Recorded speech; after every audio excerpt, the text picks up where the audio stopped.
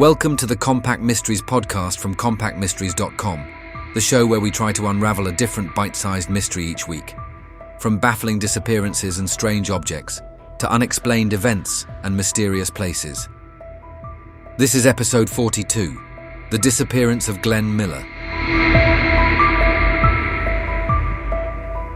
In the midst of World War II, one of America's most iconic musical figures vanished without a trace.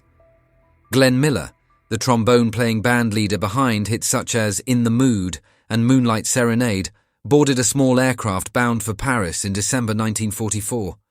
The weather was bad, the skies were crowded with wartime flights, and no one ever saw him again.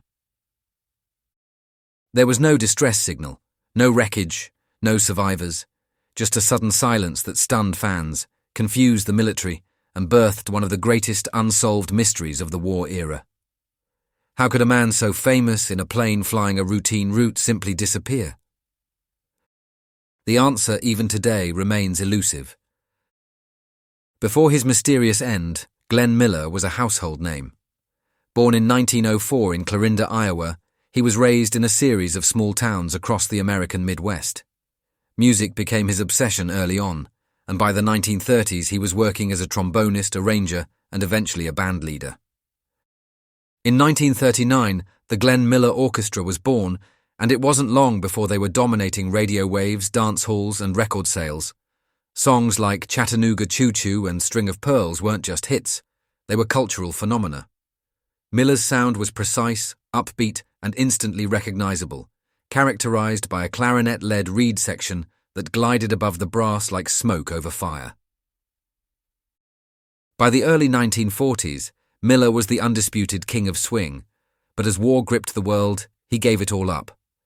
In 1942, at the height of his fame, he volunteered for service. Too old to be drafted, he used his influence to join the Army Air Forces, where he was tasked with modernizing military music and boosting morale. His enlistment was more than a publicity stunt. Miller believed in the war effort and used his musical talent as a weapon of spirit. He reorganized military bands, recorded V-discs for soldiers overseas, and eventually led the Army Air Force Band, performing hundreds of concerts across bases and war zones. In 1944, that mission took him to Europe. He was preparing to entertain troops in newly liberated Paris. But first, he had to get there. On the morning of December 15, 1944, Miller boarded a UC-64 Norseman aircraft at RAF Twinwood Farm, near Bedford in England. Miller had been invited by Lieutenant Colonel Norman Bessel to accompany him on his flight to France after Miller's earlier flights on the 13th and 14th had both been cancelled due to bad weather. The pilot was Flight Officer John Morgan. Their destination was Paris, which had recently been liberated from Nazi control. Despite poor weather and freezing conditions, the flight took off around 1:55 p.m. Visibility was low. The English Channel was known for sudden fog and cold fronts, and small aircraft like the Norseman were vulnerable to icing. And then, just like that, the plane vanished. It never reached France. No distress signal was sent. Search efforts were hampered by the chaos of war, and the fact that Miller was a civilian advisor rather than an enlisted soldier complicated record-keeping. Officially, he was declared missing in action. So, what happened?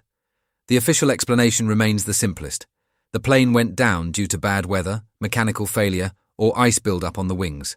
The Norseman aircraft had a known vulnerability to carburetor icing.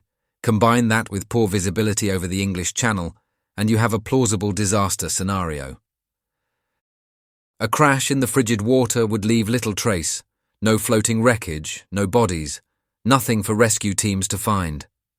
Wartime conditions made search and rescue an unreliable affair, especially when dozens of aircraft were lost in combat each day. Still, some remain uncomfortable with how quickly and quietly the story was shelved. Glenn Miller was not just another passenger, he was one of the most recognizable figures of the era, and his disappearance deserved more than a shrug. In the decades after Miller's disappearance, a new theory gained traction: friendly fire. On the same day Miller's plane disappeared, the Royal Air Force conducted a large-scale bombing mission over Germany. Returning Lancaster bombers, unable to drop their payloads due to bad weather over their target, released their bombs into the English Channel to avoid landing with full loads. Could Miller's plane have flown beneath them at the wrong moment? Some witnesses later recalled seeing a small aircraft beneath the returning bombers, and a few even claimed to have seen it struck by jettisoned ordnance. This theory is tantalizing. It fits the timeline and offers a dramatic twist. Miller, a symbol of American morale, lost not to enemy fire, but a tragic mistake.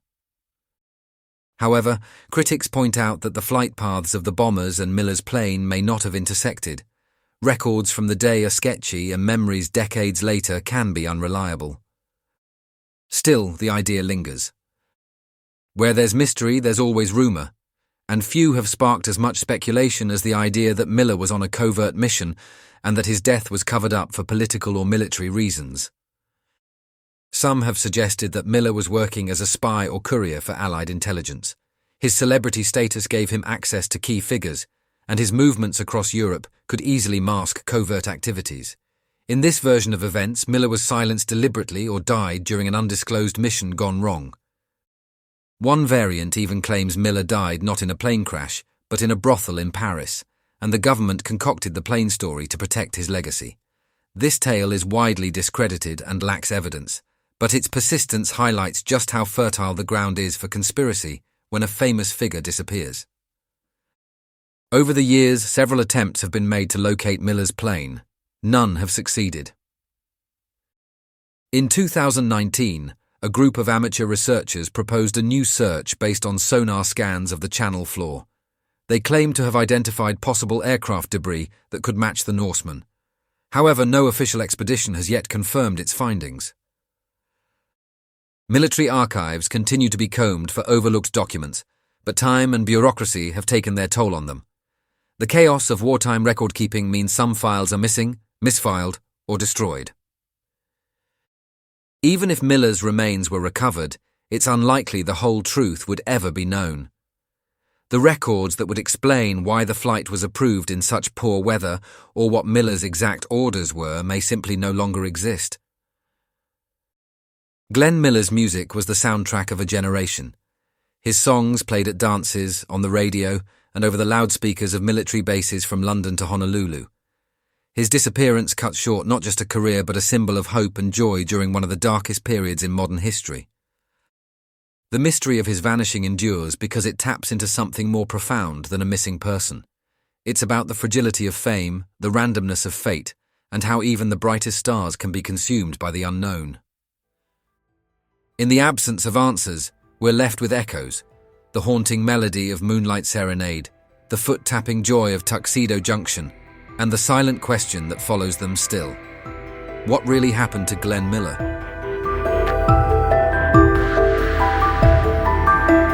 I hope you enjoyed that episode of the Compact Mysteries podcast from compactmysteries.com. If you did, why not leave us a review wherever you get your podcasts? And while you're there, don't forget to subscribe so you don't miss any future episodes. If you would like to support us more directly, please consider buying us a coffee. Head on over to compacthistories.com/mysteriescoffee to see how. Also, please check out our other Compact podcasts. You will find them all at compacthistories.com. Thanks for listening, and I'll see you next time.